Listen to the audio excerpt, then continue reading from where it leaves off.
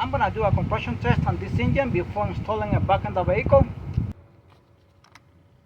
Ensure to put oil on the engine first. Positive on the positive of the starter.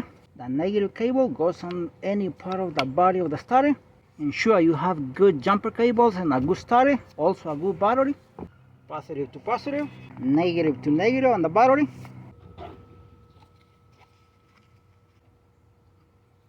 Ensure to take out all the spark plugs. I already took them out.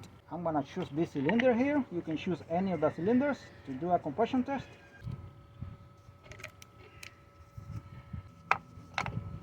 We're gonna apply signal here with these wires with alligators on both sides. This is the signal terminal here on the solenoid starter, and the other end is going to go here on the positive on the battery. The purpose here is only to show how to do a compression test with the engine out of the vehicle.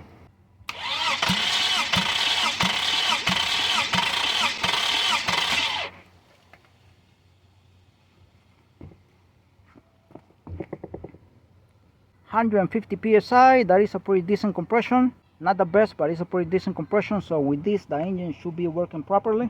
I already did compression on all of the cylinders, and I got 150 on all of them. Exactly 150 on all of them. A closer look here, 150 psi, as you can see right there.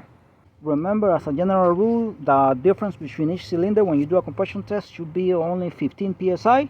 But me here, in this case, I got no difference, 150 on all of them. This is how you do a compression test in an engine with the engine out of the vehicle. Thanks for watching and stay blessed.